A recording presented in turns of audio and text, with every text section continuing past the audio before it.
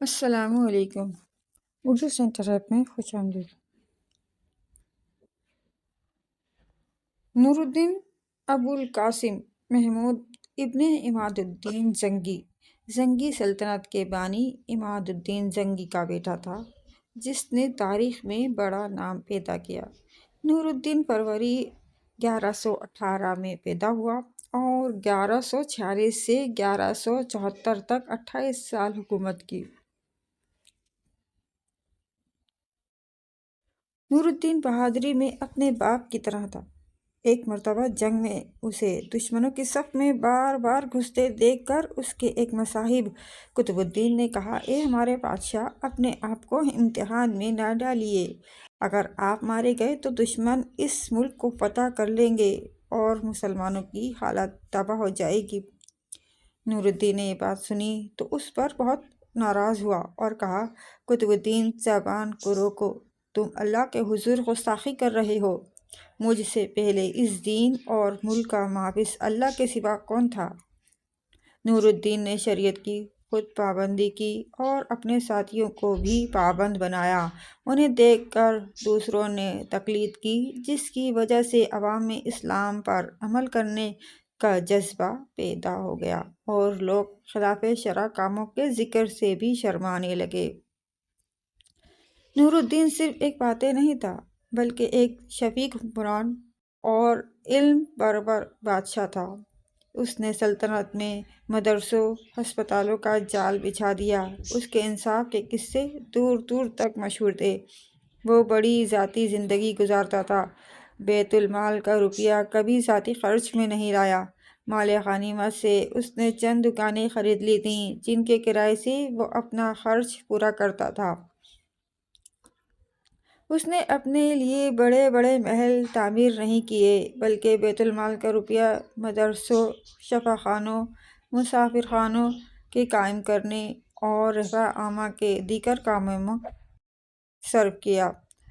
دمشق میں اس نے ایک شاندار شفا خانہ قائم کیا تھا، جس کی دنیا میں مثال نہ تھی۔ اس میں مریضوں کو دوا بھی مفت دی جاتی تھی اور کھانے اور رہنے کا خرچ بھی حکومت کی طرف سے ادا کیا جاتا تھا۔ نور الدین نے تمام ناجائز ٹیکس موقوف کر دیے تھے۔ وہ مظلوموں کی شکایت خود سنتا اور اس کی تفتیش بھی خود کرتا تھا۔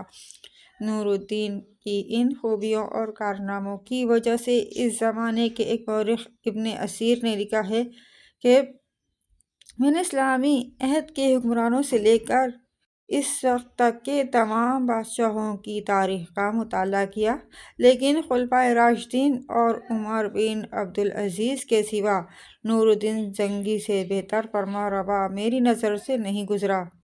اس نے مسیحیوں سے بیت المقدس واپس لینے کے لیے پہلے ایک مضبوط حکومت قائم کرنے کی کوشش کی اور اس مقصد کو حاصل کرنے کے لیے گرد و نواح کی چھوٹی چھوٹی مسلمان حکومتوں کو ختم کر کے ان کو اپنی مملکت میں شامل کر لیا۔ شروع میں نور الدین کا دارالحکومت حلب تھا۔ 539 میں اس نے دمشق پر قبضہ کر کے اسے دارالحکومت قرار دیا۔ اس نے صلیبی ریاست انطاکیہ پر حملہ کر کے کئی قلعوں پر قبضہ کر لیا اور بعد ازاں ریاست ایڈیسا پر مسلمانوں کا قبضہ ختم کرنے کی عیسائیوں کی کوشش کو بھی ناکام بنا دیا۔ دوسری صلیبی جنگ کے دوران دمشق پر قبضہ کرنے کی کوششوں کو بھی سیف الدین غازی اور معین الدین کی مدد سے ناکام بنا دیا اور بیت المقدس سے مسیحیوں کو نکالنے کی راہ ہموار کر دی۔ دوسری صلیبی جنگ میں فتح کی بدولت ہی مسلمان تیسری صلیبی جنگ میں فتح یاب ہو کر بیت المقدس واپس لینے میں کامیاب ہوئے۔ اس زمانے میں مصر میں فاطمی حکومت قائم تھی، لیکن اب وہ بالکل کمزور ہو گئی تھی اور مصر چونکہ فلسطین سے ملا ہوا تھا، اس لیے مسیحی اس پر قبضہ کرنا چاہتے تھے۔ یہ دیکھ کر نور الدین نے ایک فوج بھیج کر 564 میں مصر پر بھی قبضہ کر لیا اور فاطمی حکومت کا خاتمہ کر دیا۔ سلطان نور الدین زنگی کو روضہ رسول صلی اللہ علیہ وآلہ وسلم کی حفاظت کی سعادت بھی ملی۔ یہ واقعہ مدینہ کی تاریخ کی تقریباً تمام کتب میں موجود ہے۔ اس کا ذکر شیخ محمد عبدالحق محدث دہلوی رحمۃ اللہ علیہ نے بھی اپنی کتاب تاریخ مدینہ میں 3 بڑی سازشوں کے ساتھ کیا ہے، جس میں یہ واقعہ سب سے مشہور ہے۔ سمہودی کے قول کے مطابق مسیحیوں نے یہ سازش 557 ہجری میں مرتب کی۔ اس وقت شام کے بادشاہ کا نام سلطان نور الدین زنگی تھا اور اس کے مشیر کا نام جمال الدین اصفہانی تھا۔ ایک رات نماز تہجد کے بعد سلطان نور الدین زنگی نے خواب میں دیکھا کہ رسول اکرم صلی اللہ علیہ وآلہ وسلم 2 سرخ مائل رنگت کے آدمیوں کی طرف اشارہ کر کے سلطان سے کہہ رہے ہیں کہ مجھے ان کے شر سے بچاؤ۔ سلطان ہڑبڑا کر اٹھا، وضو کیا، نفل ادا کیے اور پھر اس کی آنکھ لگ گئی۔ خواب دیکھنے کے بعد آپ یہاں کیوں بیٹھے ہیں؟ اس کا اب کسی سے ذکر نہ کریں اور فوراً مدینہ روانہ ہو جائیں۔ اگلے روز سلطان نے 20 مخصوص افراد اور بہت سے تحائف کے ساتھ مدینہ کے لیے کوچ کیا اور 16ویں روز شام کے وقت وہاں پہنچ گیا۔ سلطان نے روضہ رسول پر حاضری دی اور مسجد نبوی میں بیٹھ گیا۔ اعلان کیا کہ اہل مدینہ مسجد نبوی میں پہنچ جائیں، جہاں سلطان ان میں تحائف تقسیم کرے گا۔ لوگ آتے گئے اور سلطان ہر آنے والے کو باری باری تحفہ دیتا رہا۔ اس دوران وہ ہر شخص کو غور سے دیکھتا رہا، لیکن وہ 2 چہرے نظر نہ آئے جو اسے ایک رات میں 3 بار خواب میں دکھائے گئے تھے۔ سلطان نے حاضرین سے پوچھا، کیا مدینہ کا ہر شہری مجھ سے مل چکا ہے؟ جواب اس بات میں تھا۔ سلطان نے پھر پوچھا، کیا تمہیں یقین ہے کہ ہر شہری مجھ سے مل چکا ہے؟ اس پر حاضرین نے کہا، سوائے 2 آدمیوں کے۔ راز تقریباً فاش ہو چکا تھا۔ سلطان نے پوچھا، وہ کون ہیں اور اپنا تحفہ لینے کیوں نہیں آئے؟ بتایا گیا کہ یہ مراکش کے صوم و صلات کے پابند 2 متقی باشندے ہیں۔ دن رات رسول اکرم صلی اللہ علیہ وآلہ وسلم پر درود و سلام بھیجتے ہیں اور ہر ہفتے مسجد قباء جاتے ہیں۔ فیاض اور مہمان نواز ہیں، کسی کا دیا نہیں لیتے۔ سلطان نے کہا، سبحان اللہ، اور حکم دیا کہ ان دونوں کو بھی اپنے تحائف وصول کرنے کے لیے فوراً بلایا جائے۔ جب انہیں یہ خصوصی پیغام ملا تو انہوں نے کہا، الحمدللہ، ہمارے پاس اللہ کا دیا سب کچھ ہے اور ہمیں کسی تحفے، تحائف یا خیرات کی حاجت نہیں۔ جب یہ جواب سلطان تک پہنچایا گیا تو اس نے حکم دیا کہ ان دونوں کو فوراً پیش کیا جائے۔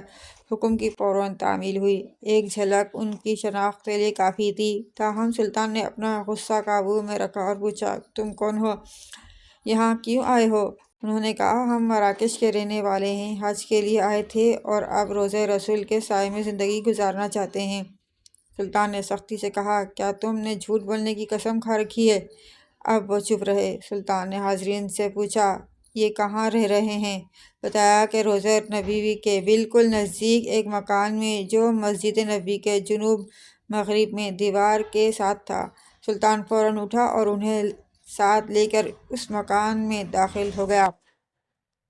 سلطان مکان میں گھومتا پھرتا رہا۔ اچانک نئے اور قیمتی سامان سے بھرے ہوئے اس مکان میں اس کی نظر فرش پر پڑی ہوئی ایک چٹائی پر پڑی۔ نظر پڑنی تھی کہ دونوں مراکش باشندوں کی ہوائیاں اڑ گئیں۔ سلطان نے چٹائی اٹھائی، اس کے نیچے ایک تازہ کھودی ہوئی سرنگ تھی۔ سلطان نے گرج کر کہا، کیا اب بھی سچ نہ بولو گے؟ ان کے پاس سچ کے سوا کوئی چارہ نہ تھا۔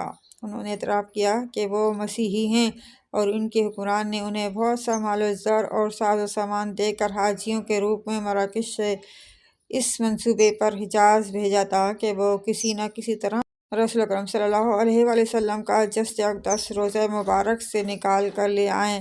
اس ناپاک منصوبے کی تکمیل کے لیے انہوں نے حج کا بہانہ کیا اور اس کے بعد نزدیک ترین جو مکان کرائے پر مل سکتا تھا وہ لے کر اپنا مذموم کام شروع کر دیا۔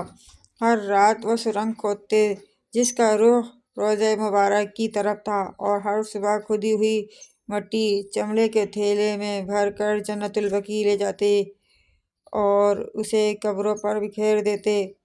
انہوں نے بتایا کہ ان کی ناپاک مہم بالکل آخری مراحل میں تھی کہ ایک رات موسلا دھار بارش کے ساتھ ایسی گرج چمک ہوئی جیسے زلزلہ آ گیا ہو، اور اب جبکہ ان کا کام پایہ تکمیل کو پہنچنے والا تھا تو سلطان نہ جانے کیسے مدینے پہنچ گئے۔ سلطان ان کی گفتگو سنتے جاتے اور روتے جاتے اور ساتھ ہی فرماتے جاتے کہ میرا نصیب کہ پوری دنیا میں سے اس خدمت کے لیے اس غلام کو چنا گیا۔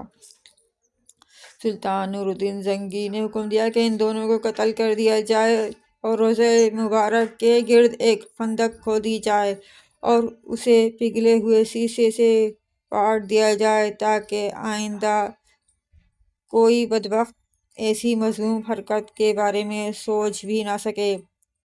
یہ واقعہ 558 ہجری بمطابق 1142 کا ہے۔ سلطان نے روضہ مبارک کے قریب ایک چبوترا بھی بنوایا تاکہ اس پر ان قبور کی حفاظت کے لیے ہر وقت پاسبان رہیں۔ یہ چبوترا اب بھی موجود ہے اور باب جبریل سے داخل ہوتے ہی دائیں جانب ہے۔ بعض زائرین اسے مقام صفا سمجھتے ہیں، حالانکہ مقام اصحاب صفا مسجد نبوی کے اندر تھا، جبکہ یہ چبوترا اس وقت کی مسجد کی چار دیواری سے باہر تھا۔ مصر پر قبضہ کرنے کے بعد نور الدین نے بیت المقدس پر حملہ کرنے کی تیاریاں شروع کر دیں۔